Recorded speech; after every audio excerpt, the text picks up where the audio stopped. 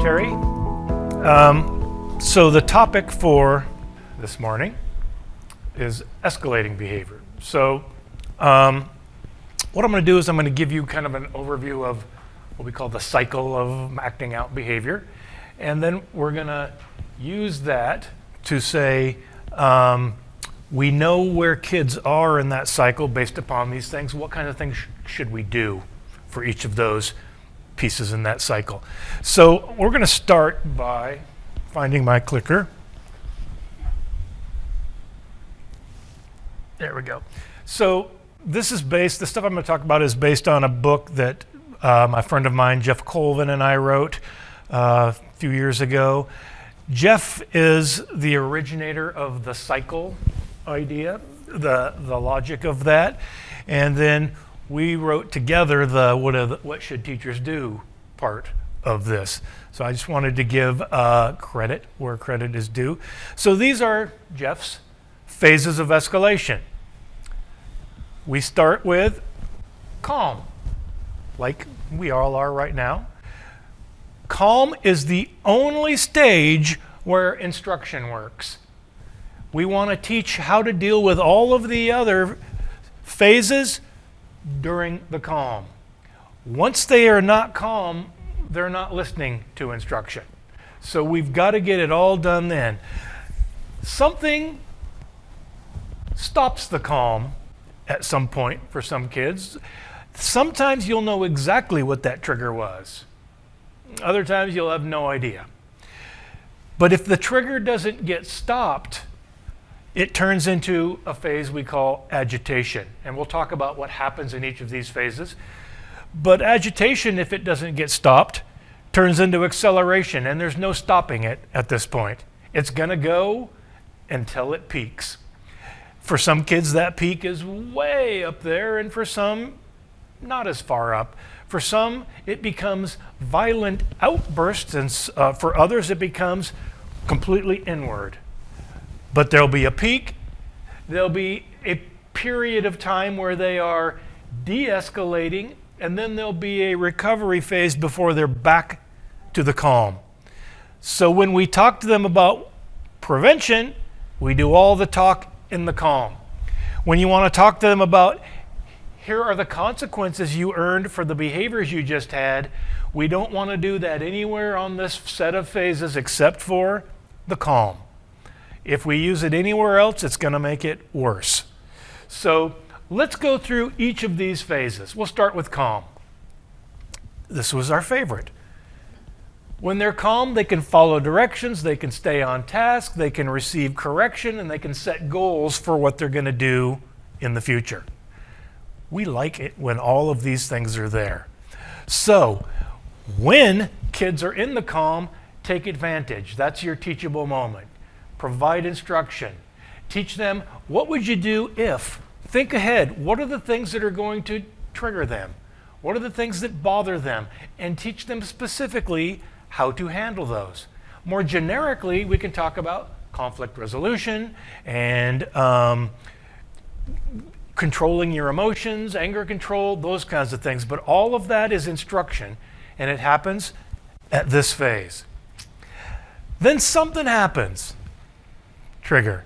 It could be a consequence is coming, and I know it's coming for something I did wrong, and that has me triggered. With kids, a lot of times it's, that kid disrespected me. I'm used to hear with my kids, he's looking at me. Like, seriously? He's looking at you? But that kid was looking at him because he knew looking at him would bother him, and that bothered him that he was doing it, knowing that it would bother him, and that was a trigger. You don't know a lot of times when kids are triggered. I can tell something's wrong, but I don't have any idea why. Here's how you know there's a trigger. There's a trigger because the kids can't quite maintain concentration. So you're talking to them, and they're looking at you, and they may even be nodding, but they aren't listening. And you can tell they're kind of out of it, like something's bothering them, and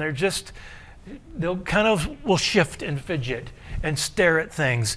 And if you say, hey, are you with me? Huh? Yeah. But they're not. When we see that a kid is potentially triggered and starts having these kind of behaviors, what we want to do is, and this would be our big idea whenever we talk about trigger, we want to distract. So I want you to think about it in terms of a train just started rolling down the tracks in their brain. It's going nowhere good. I want to derail it. So what I want them doing is thinking about something other than this trigger. The longer they think about that trigger, the faster that train is going to go. And the more that train gets going, the harder it is to stop. So here would be a really simple example of a distraction. I notice that you're looking really distracted right now, and you're just like, you can't quite, and I say, hey, come here, can I get you to help me move these books? And I just want you to be thinking and doing something different. It's distracting you from what you're thinking about. So again, all of this usually starts with perseveration. Running this over and over and over in my head. And the longer that rolls in my head, the more frustrated or angry I'm going to get. So I'm trying to take it off the tracks. Find ways to reinforce kids for positive things. Set them up to do things where you can say, good job. Set them up for things that they are good at so we can get them going again. If you know that this trigger is in relation to something we've talked about before, it's okay to give a reminder there. So remember, we've talked about this. Looks like maybe you're thinking about this. What are some of those strategies? Or say, have you tried? Have you tried? Hit them early with reminders. Again, this is not the time to teach them those strategies, but it's a good time to remind them of those strategies. But if your distractions don't work, that train is now rolling, and we're into the agitation. Agitation is like trigger on steroids. So instead of me just not being able to really pay attention, I'm going to be doing this. I am tight-fisted, clenched. If it's a kid that I think disrespected me, I'm going to be giving them an evil glare as hard as I can. They aren't listening to anything you say. And in fact, you'll notice if you ask a kid while they get into this agitation, hey, do you know? I know! Go away! It's just, we are going so fast right now that I can't do anything else. And so our procedures move from distraction to redirection. Instead of me saying, hey, did you see that on TV last night? Or, hey, what were you guys doing when you're out? Instead of just distracting, I now need to give you a direction. Would you please take that computer and sit right there? I'm going to give you this, and I need you to do this. A direct direction. And it's meant to make you jog that train off the tracks. But the further you go up this hill, the harder that train is to get off the tracks. So what we're doing here is we're thinking about, where could they sit? Could I move somebody else in the room out of their eyesight? But I'm also thinking about direction. Again, if you've taught this already, then you can say, you need to go through the 10 steps. Here they are. Go through and think about them. We've already talked about this. So again, I've already taught it to you, but I'm giving you a prompt to go back through them. But the further we go, the less likely it is they're going to do it. But this is our last chance. If we can't get this to get broken, break that chain, it's going to go up, because the next phase is acceleration. When we hit there, it's going. When we hit acceleration, things go up quickly. So from just simply not listening to you and maybe saying, I know, go away, the next thing it's going to be is the big things. This is where you'll get absolutely refuse to speak to you or move. That one is the internalizing version. Most of the time, that's not what it is. The externalizing version is throwing things, cursing loudly, threatening people, screaming at people, all of those things. And so, in my 5 years that I worked in residential treatment for adjudicated adolescent boys, I've seen chairs and desks fly through the air. I've seen them swing golf clubs and bats at people, and all of those happen after they began the acceleration. It was a series of smaller things that just go. Now, I will say, I've seen kids that can simmer in trigger and agitation for an hour. And I've seen other kids that trigger to peak happens in 10 seconds. So it's oftentimes hard to get in early enough. But this is why we're trying to look for these signs and do the things we can do as quickly as possible, because you never know how quickly this thing will flare up. Our entire strategy changes once they hit this phase. We went from teaching at calm to distracting at trigger to redirection when they got to agitation, and now safety. Once they take off, we're not worried about trying to get the train off the track. The train's on the track, we're not getting it off. What we're trying to do is keep everything safe. We're worried about this kid, and we're worried about all the other kids, and we're worried about ourselves, possibly even property. But our strategy now becomes, how do we detach from the student but maintain a safety around him or her? So, once you fire up, I do not want to be over here saying, calm down, calm down, calm down, because that'll make it worse. Instead, detach. But say, hey, why don't you guys come with me, and we'll be over here, and if there are sharp objects on the table, I might grab them as I walk by, and I'm just keeping things as clear as I can around this student.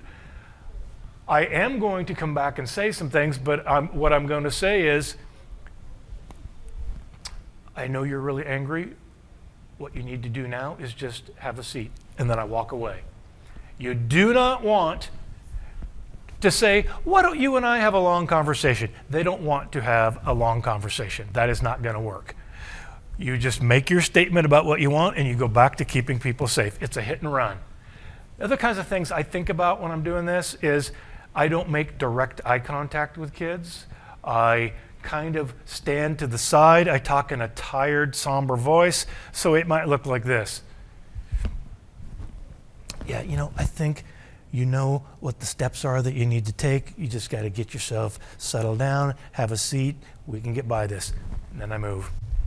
Don't stay there and hover. Hovering is a challenge that kids will take and escalate. Any threats you make to the kids, you're going to get suspension for this, will make them go higher. No threats. We only concern once they go up is, how do we not have them go up further than we want? It's eventually going to reach a peak, and different kids have different peaks. I've worked with kids whose peak happened fast and wasn't very big, and I've worked with kids whose peaks were extremely dangerous. But typically, what I've found with kids in schools is when they escalate and hit their peak, they actually do something that even surprises themselves. Like they'll say something, I hate you, to the teacher, and then it's kind of like it realizes, uh-oh. And typically when they hit that peak, it then comes down fairly sharply. So after peak, again, we're just concerned with safety. After peak, there's going to be some confusion, some blame projection, and what they're going to end up with doing is telling you that wasn't their fault. No, I know. That would have never happened if he wouldn't have said that. Or kids saying to the teacher, this is your fault because you gave me that grade. And don't argue. We don't care. We don't care. That's not at issue right now. Later, we can have that conversation. You're volatile and emotional right now, and we just say, okay, then why don't you just have a seat, get yourself calm. So all we're doing is saying we won't listen. They're going to possibly attempt to reconcile. Okay, I'm sorry. Don't bite on that either. No, I know, it's fine. Have a seat. We will have a conversation when you're back at the calm phase. Anywhere else, these conversations are not going to work very well. The problem here at de-escalation is anything you do that isn't really calming is going to create a second acceleration and a second peak. And you can get multiple peaks. So this is, I think, where we make the most mistakes as teachers is they're coming down and we decide it's time to tell them all the consequences they've earned. And here they go again. I always want people always will say, but they need to know. You have the rest of your life to tell them they've done this wrong. For the next 10 minutes, it's okay that they don't hear that. Let them come all the way back down. So I'll ask a kid to go sit somewhere. I don't talk about consequences. I don't say you need to get back to work. We'll debrief and talk about this later during the calm phase. I'm just trying to make sure everything stays calm so you can come back down. Recovery is a tricky phase because we don't necessarily know when they're there. So you tell them to go sit, and they sit in this chair, and you can tell they're still angry. And that anger will become sullen, usually really exhaustion looking. Having a tantrum takes a lot out of you. So that comes down. And so I'm trying to think, when is it time to get them back to doing what we're doing? And so I will try little tricks. I'll say things like, I might just walk by here and say, thank you so much for getting yourself calm. Really impressed about how well you've done. Tell you what, I need to use this chair. Is it okay if you sit in that chair? And if the kids, they go like this, then you know it's good. We can move. But I've done this. Could you sit in that chair? Why? Just walk away. Not time yet. That's what I'm thinking in my head. Nope. We're not ready. And I might ask again for something. And when they finally comply with that, then I'm thinking, we have now entered recovery. At recovery, we still are not doing all of the teaching parts and all of the consequences. It's a matter of getting them back to where the rest of the class is. So I will do things like this. Hey, thank you so much for getting yourself together. I'm impressed by how you got yourself calm. I'll tell you what. All of us are working on problems 1 through 20. Why don't you just get out a paper and put your name on it? That's all you need to do. Okay, thanks again. Okay, so that's pretty easy. Just got to put a name on a paper. I wander, but we're not done. But we're doing the hit and run. Boom, back and forth. Come back by. You got it out and got your name on it. Thank you so much. We're really glad you're back with us. Again, real impressed at how you got yourself together. Tell you what, we're all doing 1 through 20. Why don't you just do problem 1? And I'm going to move again. And I'm just going to keep coming back. She's not going to get up to 20 by the time this period is over. She's going to have to make that up. When the period's done and she's calm and we can have a conversation and I can lead her back through. So what really happened that made you mad? Okay, so and we talked about things like that. So it looks like when that happened, it really triggered you and you didn't use your strategies. So what kind of things could you do better next time? Okay, and we can talk through this whole thing, get all of that out of the way, and then, and as you know, because of that behavior, you earned these consequences. I'm really sorry that you earned those. I want to think you and I together how I might signal you better about the things to do that would help you not earn those consequences. Notice she's getting the consequences, but I did not give them to her. She earned them. And I'm sorry. And my job is to help you not earn them again. But I'm not going to take responsibility for anything that happens to you in this. That was on you. My job as the teacher is to help you do it better next time. But if she called me and think of the worst thing someone could call you, I'm an adult. That was a name. I'm over that. I've had kids literally threaten to kill me, my family, my dog, and if I go, you better shut up about my dog, I'm going to hear nothing but dog things from every kid from now on. You cannot let them see you sweat on these things. Whatever you called me, whatever you said about me or my family, it's over. There's a consequence. You'll deal with it. I'm the teacher. I'm still on your side. We're moving forward. And I think for a lot of adults, that's really hard. And I just want to say, these are kids. They say things. You can't take these things personally, or you probably shouldn't be a teacher, because it's going to happen. I used to say, I think you should have to sign something before you go in to work in a school that says, I realize that some kid is going to say something really horrible to me, and I'll get over it because I'm an adult. But not everybody does get over those things.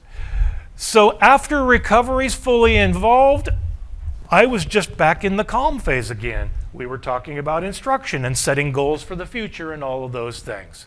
So what I want to do now is I'm going to stay in the calm for a while and talk about strategies we can use when kids are in the calm phase. And I always want to use this logic. I don't have a magic wand that can say, if a kid is starting to escalate, you do this and it'll work every time. If I did, I would be really rich. Instead, what we've got are, when we've dealt with enough escalating kids, we know that these are good ideas, things that are likely to work. And these are things that are likely to not make it work. But there may be an oddball kid out there where it's just the opposite. I don't know. But when you don't know, you go with your best chance first. And so I'm going to talk about high probability, things that are more likely to work. So let's just look at reaction strategies here for a minute. First, if you really want kids to take responsibility for their own behavior, you need to teach them what the consequence is before it happens. If I don't teach the consequence, I'm the bad guy. So I come over here and I say, hey, you don't have your book. No recess for you today. She's like, that jerk just took my recess away. Because I didn't teach it ahead of time. But if I teach ahead of time, hey guys, remember, got to have the books. I'd hate for anybody to not bring a book, because then you wouldn't be able to go to recess, because I'd have to give you one of the books that somebody else had during the recess. So you've got to bring your books. So please remember, I'm going to remind you, because I hate to see anybody miss recess. Now, I come in and you haven't brought your book. Hey, oh man, you don't have your book. Now you're not going to get recess, darn it. How can I help you remember? I hate the fact that you're going to miss that recess. She's missing recess the same as she was in the first one. It's just that I'm making her take responsibility for it, not me.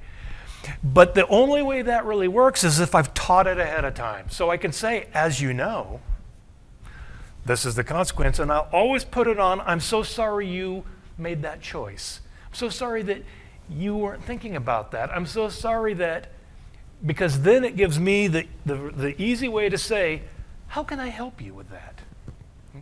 Would it help if I gave you a different kind of reminder? Would it help if I put something on your desk? Would it help? And so anything we do next is something that we've agreed is me helping you rather than me doing something to you.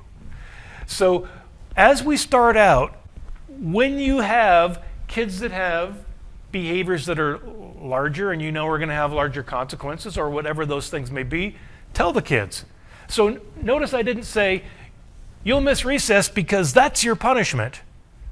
I have a reason. You'll miss recess because I've got to find a time to use the book with you at a different time. And so you want to make sure that those consequences seem logical. It's not just, I'm going to make sure you feel pain for a while. Those won't work. It has to be, you don't like this, but you understand why it's necessary right now. And it can even be, sometimes the things you do are a safety concern. And so we're going to have you here for a little bit to make sure that you can Think about these things because we want to make sure everybody's safe. Instead of saying, so now you have to be in the dungeon for the next 3 days. There's a logical reason for what we're doing. But we teach those things ahead of time. Here's what's coming. Here's why. The next thing I think we need to think about when we do this is a set of particular ways to think about particular behaviors. So here's where we'll start with that. We went in and we surveyed, we did little focus groups with a bunch of teachers. And we asked them, what are the behaviors that bother you the most when you're teaching? And they came up with 5 escalating behaviors that we're going to go through one at a time. Disruptive behaviors, things that just make it so that we can't teach and can't get anything done. Non-compliant behaviors, kids not doing what we ask them to do. Provocative behaviors, kids that say outrageous things just to shock everybody. Disrespectful behavior, things that they say that are meant just to be a put down to teachers or others. And verbal aggression. Actually, I don't think we're doing verbal aggression today. We're doing the other 4. So, if you ask them what bothers you the most, they'll say disrespect. If you ask them what happens the most, they'll say noncompliance. We'll start with disruption. So here's what we're going to do. These are all made up videos, so I wrote these as scripts. They're all based on kids that I still have nightmares about from my years teaching. But situations, like this kid would do this all the time. And so I think that's an escalation, and so I'm going to use that. And so I wrote these scripts, and here's the way these all are set up. The kids are either really in a classroom and we have them acting for us. This one is actually paid actors that we got. I go in and I tell them, here's what you're going to do. He's the focus of this one. You're going to do this behavior, you're going to do this behavior, you're going to do this behavior, and then we have an adult, usually a friend of mine, playing the role of the teacher. And when it says number 1, they're doing everything wrong. And so what you'll see in each one of them is they escalate quickly. This kid will escalate to leaving the room. So what we're going to do is we're going to watch number 1. We'll talk about strategies, and then I'm going to ask you, what would you like to see that teacher do different? And we're going to do it again. It'll say number 2, and it'll be a beautiful world where everything happens exactly right on the second one.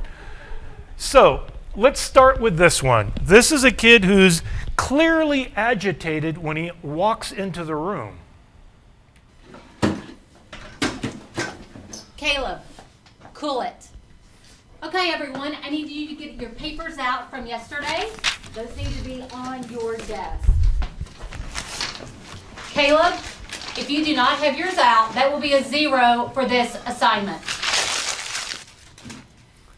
Caleb, I am not going to play these games with you today. Pick up the paper or go to the office. Pick it up.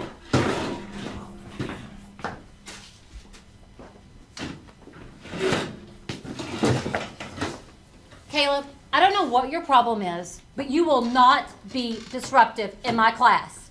Do you understand what I'm saying? What y'all looking at? That's it. To the office. Out. Okay, so typical kid being typically disruptive. Teacher didn't really handle it as well as I think we'd liked for her to. These are things to think about. Prevention first. Teach kids how you want them to behave, model how you want them to behave, encourage them, and reinforce them for doing the things they're supposed to do. When a kid is disruptive, think about function. And that means, why would they do this? If they're doing this to get lots of attention, that's different than they're doing this because they want you to tell them to leave the room.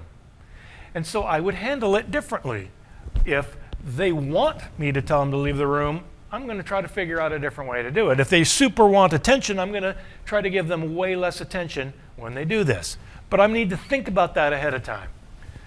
Provide reminders, and that's going to be the same with all of these. Reminders are so effective and so free.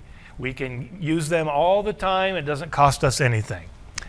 Now, once you've got a kid that starts being disruptive, recognize agitation early.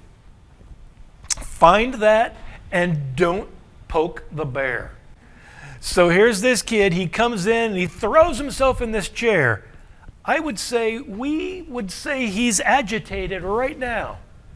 And she yells across the room, "Hey, cool it!" If I were asking you to bet on whether this kid was going to go up, stay even, or go down when she yells across the room at him, yeah, it's not a good bet. It's not a high probability. What we want to have is communication in a neutral manner. Like, I am not going to jump into your escalation with you. That's a bad idea. I'm going to give it to you really straight and really clear. This will also be something you're going to see on all of these. Start with, remember, we're in agitation. Start with one direction. Could you please, so when that happens, there should have been a very clear communication with him that was quiet and neutral. Private would be better than not private. Could you please show me doing this? And move. That's it. Get out of there. The expectation for the student should be, if you have to say something about it, as not an ultimatum. An ultimatum is, do this or else. A choice is, right now you need to be doing these things. If you choose not to, these bad things will happen and you don't need those. So, it's up to you. It's the ultimatum part is still kind of there, but it's how you present it. I'm presenting it as, you can make a choice. You can do this way and get these things, or go this way and get these things. It seems to me you'd be better off going this way, but I'm offering it out there for you. This is for you. Again, I think privacy is good. So let's go on to number 2. What would you like to see this teacher do differently? Are you asking for a response? Yes. Okay. I would want her not to yell across the room. I would probably want to walk up to him maybe. Okay, 1, don't immediately yell across the room. Go over to him to have your conversation. Good. What else? If you can see that he's agitated, try just a simple private. Is there anything that's bothering you that you'd like to talk about? Exactly. Make it about, I'm doing this over and over. Make it about him, not you. What she did on the first one, and she was scripted to do this, is she kept saying, I'm not going to let you bother my classroom. I'm not going to, she just kept, it's all about me. She never said, are you okay? What's up? We want to bring it back to the student. Good. What else? Anything else you can think you'd like to see her do different? If you can redirect him to a place other than his chair or his desk, sometimes like you can ask what you said before, could you go shut the door for me? Or Right. Maybe give them a redirection to do something that's not sit down and work kind of a thing. The other thing that I, again, was scripted is I asked the teacher, who was a friend of mine, peck at him. Just no matter what he's doing, just keep pecking. What are you doing now? How come you're not? You better not do that wrong. Hey, just like, give him one request and back off, hit and run again. It's not like you don't just keep staring at him. If you're going to stare at him looking for one little thing wrong, you're going to keep finding it, and you're just going to be pecking at him all the time, and it's going to escalate it. So let me tell you this about all the number 2 versions. I wrote them so they have beautiful, happy endings. I'm not suggesting that if you do the things the teacher does here, that would work. All I'm saying is it's a better probability. Also, I don't really necessarily think what the teacher does on number 2 is perfect. I think she could use a slightly different tone. I think she could have said things a little differently, but it's clearly better than the first one.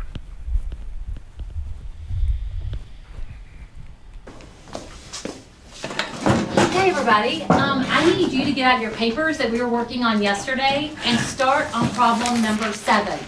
Problem number 7.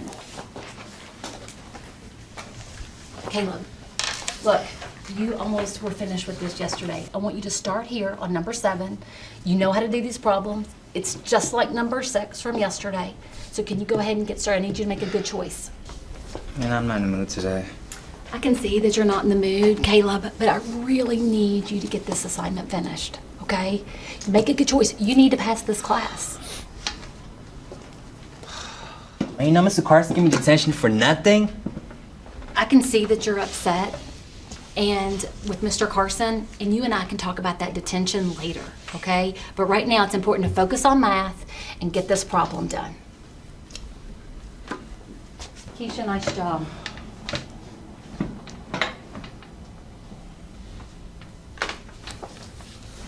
Great choice, Caleb.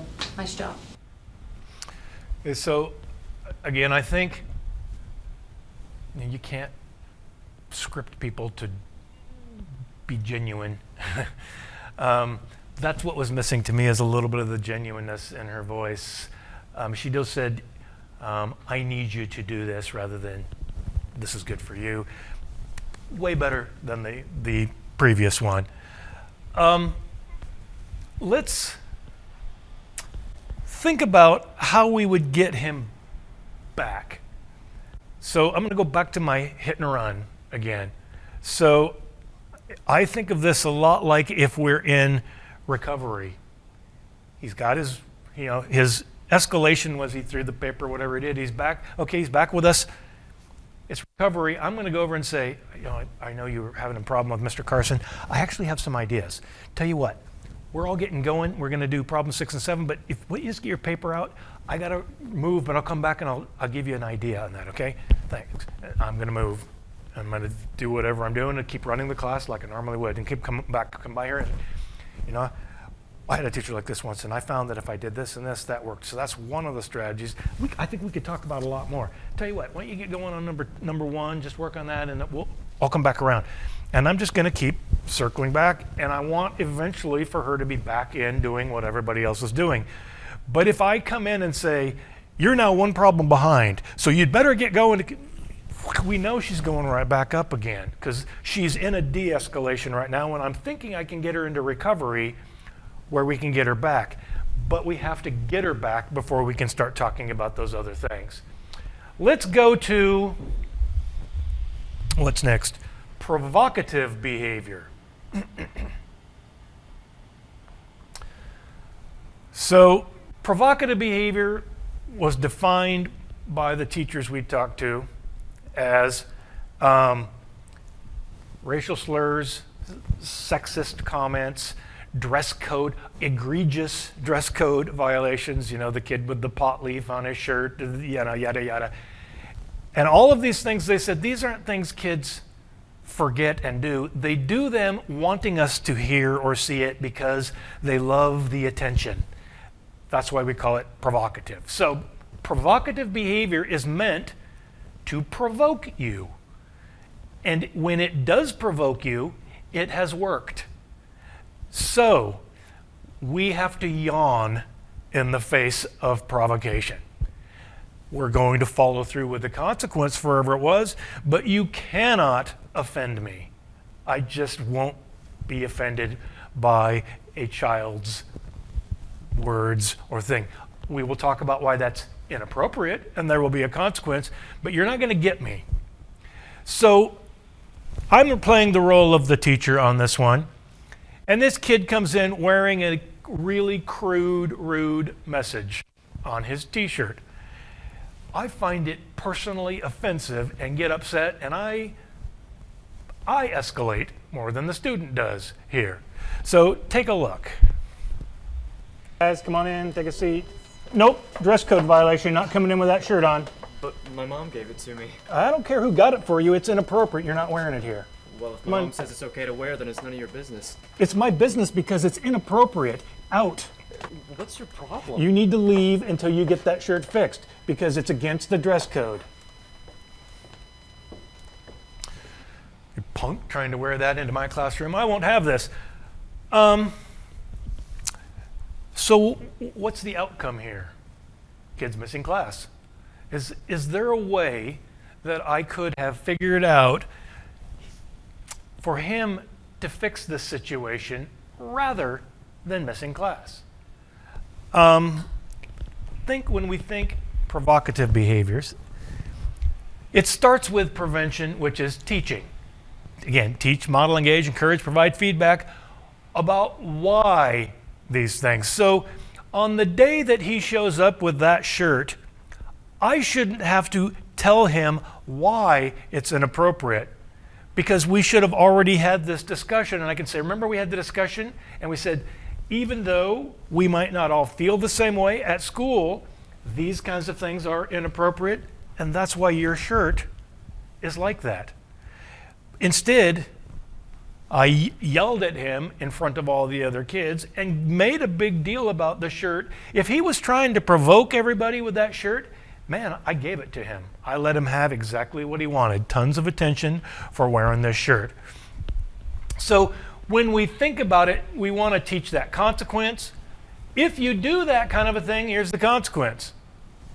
Yeah, that's what it is. So I hope that doesn't happen. If it does, I'll try to help you figure out a way to fix it. Not everything can be fixed, as we'll talk about in a second. So first of all, never let provocative behavior be a problem for you.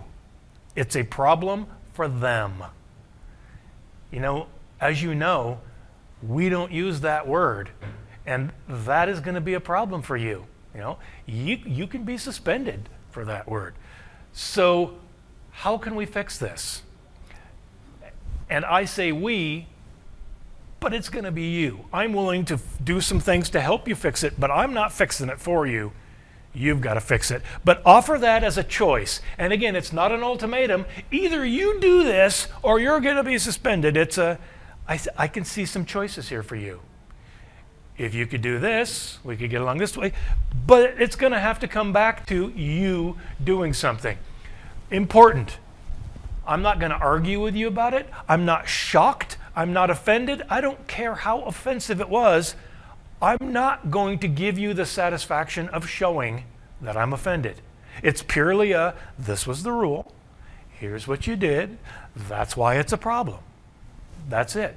It isn't about me.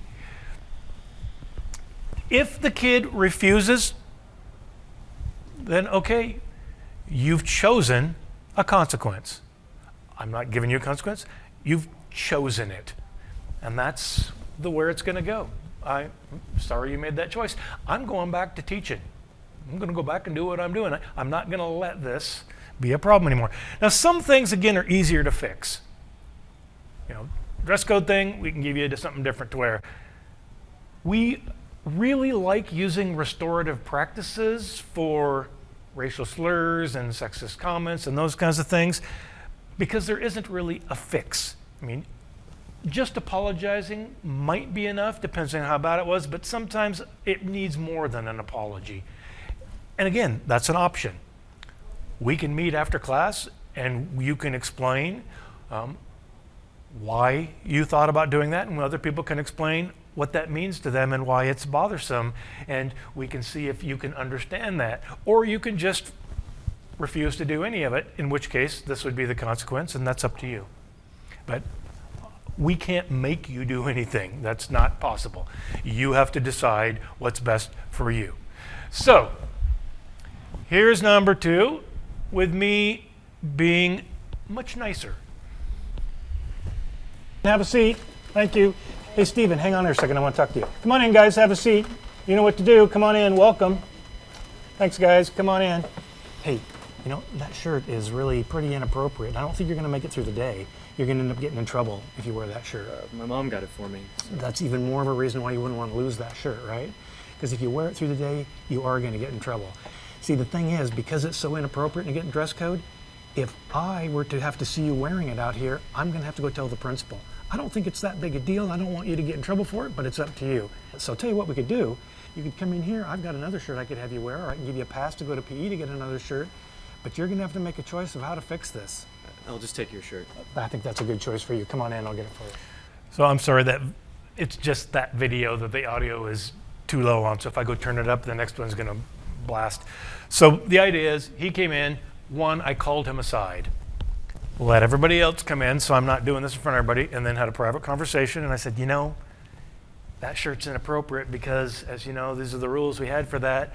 And he says, my mom got it for him. And I said, well, that's a good reason for fix it because you don't want to lose this shirt, right? So it's up to you, but here are some choices. You could put a shirt on over that. You could turn it inside out. I've got another shirt I give you, but it's up to you. And I said in the video, and I said this to kids before, personally, it's not that I care. It's that this is the rule of the school. So if you don't fix it, I will have to go tell the principal. And it's not because I think it's a great big deal. It's because that's the rule.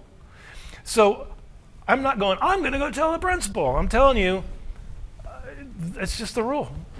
It's not provocative to me. You haven't provoked me, but there's a consequence. I'm telling you what the consequence is, and you can fix it or not.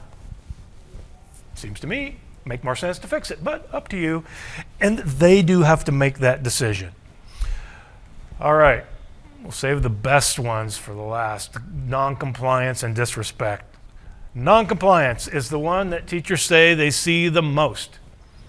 So I wrote this based upon a certain kind of kid that I remember. This is what this kind of kid did in my classroom.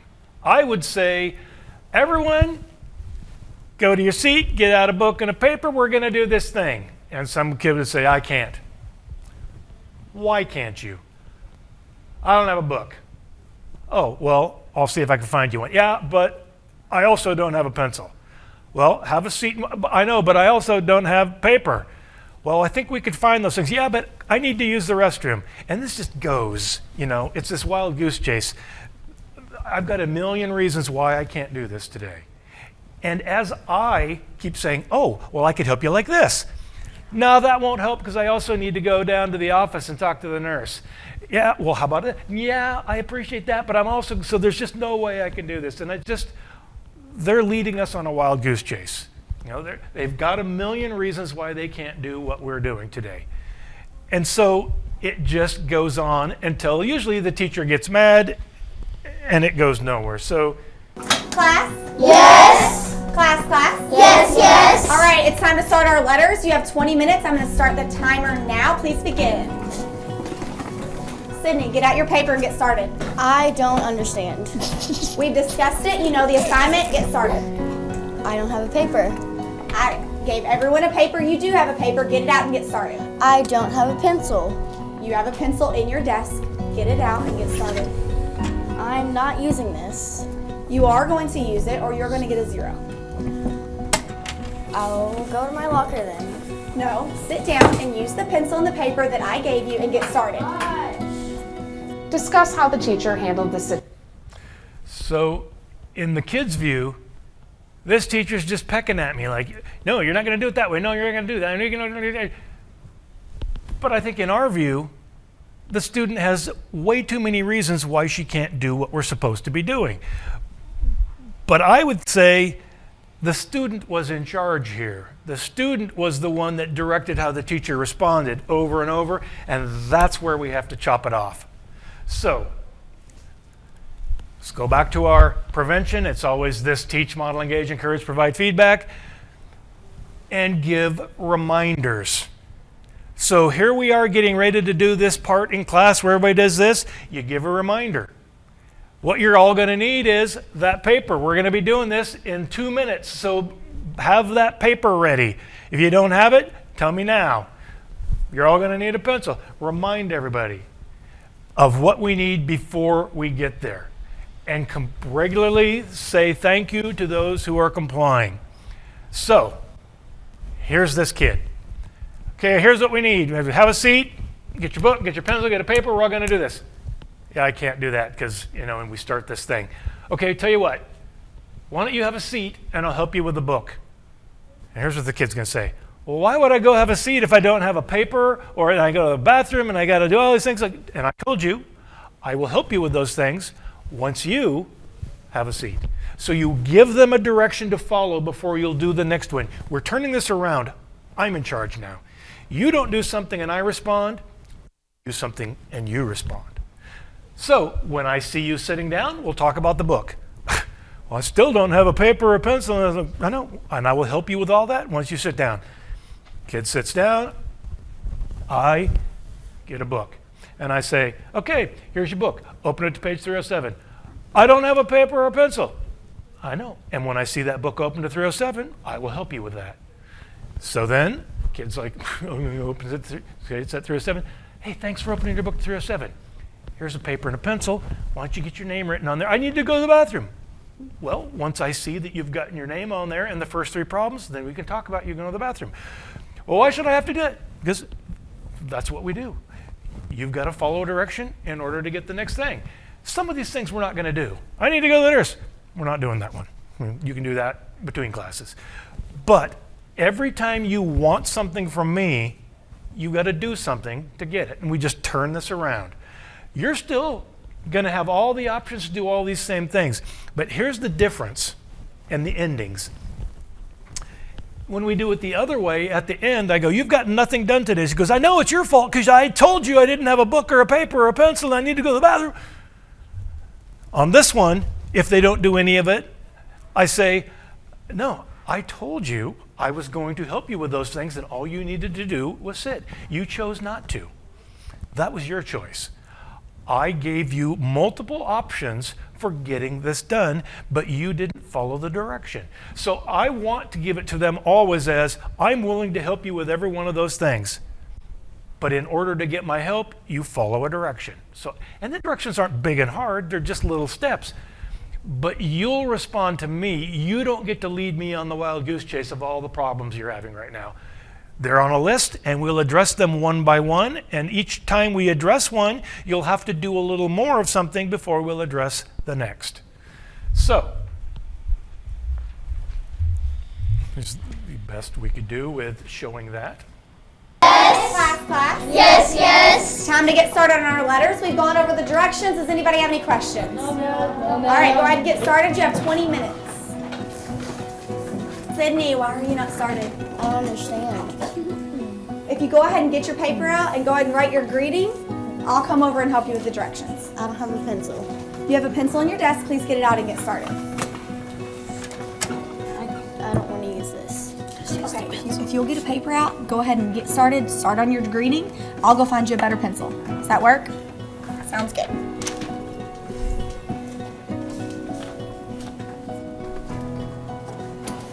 Here you go.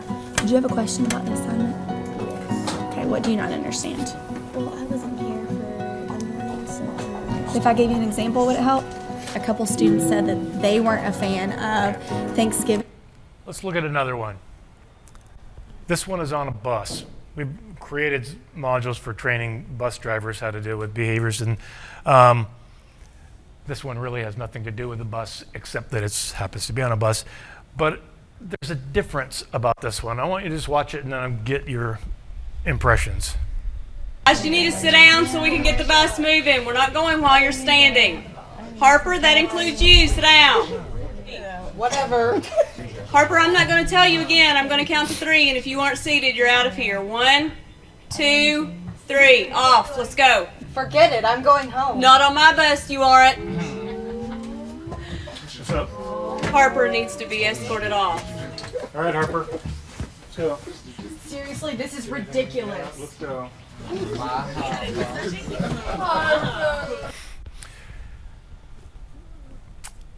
I tried to script this like this before and it didn't work.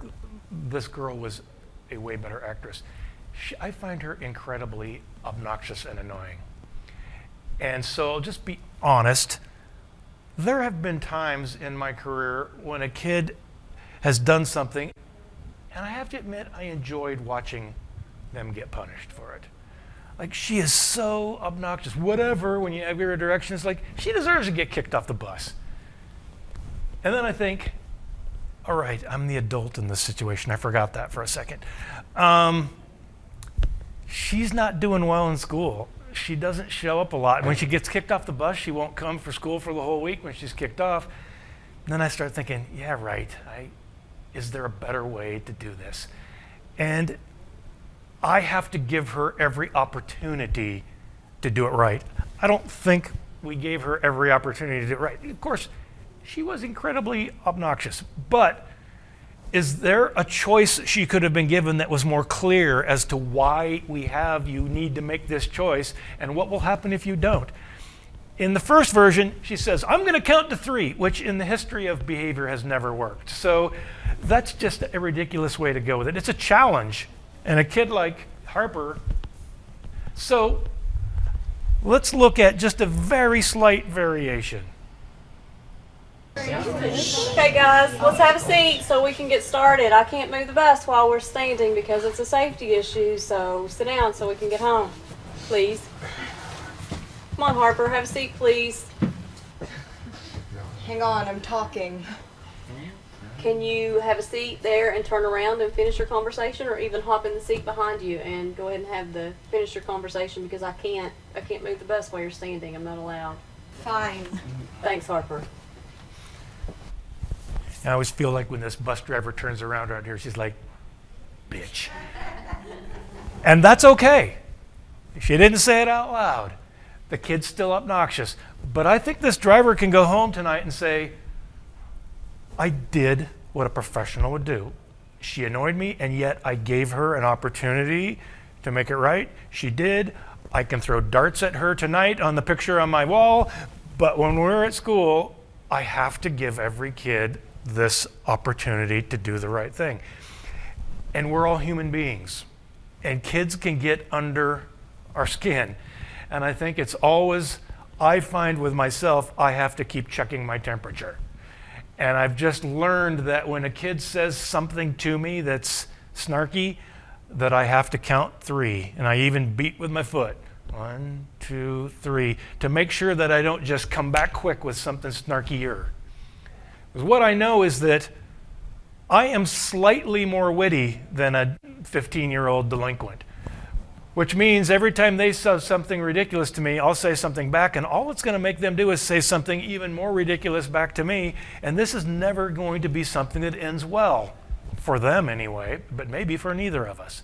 So I think that's the point I wanted to make there before we go on to our last one, which is disrespect. This one starts out as disruption, or non-compliance, or off task, but ends up with disrespect to teacher. This is not a video that I made. It's one that my friend Jeff Colvin made. I love the teacher in this one. He is the one who escalates here when this kid does this. Quit it. Some of you students are unbelievably rude. I don't know why I waste my time with you. Stupid butthead. What did you say? Nothing. I said, what'd you say? I didn't say anything. This one, the reason I use this one is, again, this teacher, that this whole idea that I will physically intimidate you is so wrong. You know, this coming over and like this. One, this is the message we're trying not to teach to all the kids, that might makes right, and if you're big, you can intimidate people. And now here we are doing it. Second, it's a bluff. You aren't going to beat him up, so why are you pretending like this is the way this is going to go? It doesn't work for us in any way. When kids are disrespectful, we want to correct it, but this is a lot like provocation. Can't let them see you sweat. They say something horrible about me, I'm going to stop and say, we're going to need to talk about that, but you don't get to control when we do that. I'm teaching right now. I'm not going to stop the class and you and I talk about this during class. I'm going to say, why don't we talk right after class about that?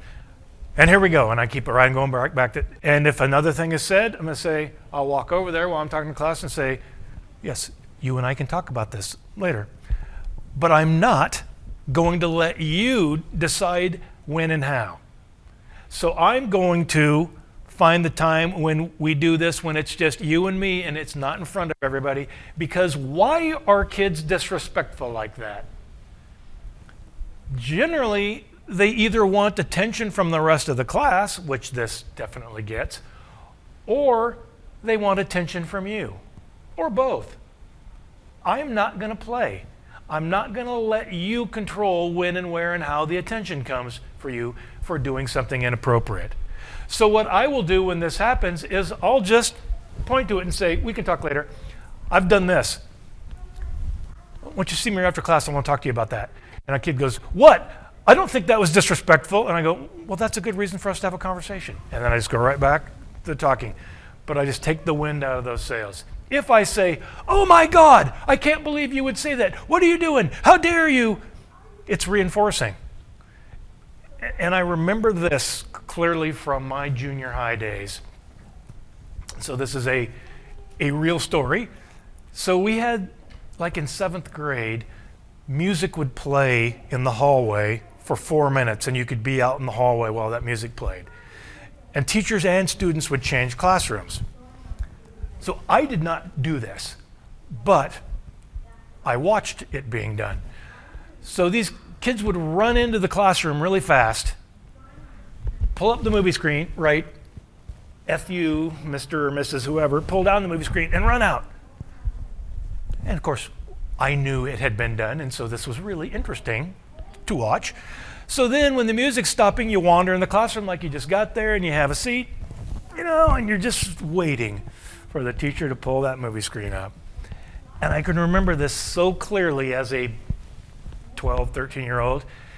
The teachers that pulled it up and was like, this is ridiculous, I can't believe. And I remember this feeling like, this is awesome. We are controlling this teacher. It's like we're puppeteers. We can make this teacher get so mad. There's this power that kids have because they can make you dance. And I can remember the feeling that when a teacher would pull it up and just erase it and keep talking, it was like, well, that was hardly worth the effort. That was boring. Don't do that with her. That doesn't work. And I think that a lot when I teach now and I'm with kids that are trying to get my goat. It's just like, you can't, and I'm not going to let you. I'm an adult. I am not going to lose my emotions because a kid called me a name. We're going to talk about it, and there will be a consequence, but it'll be on my terms, not yours. We'll do this after class.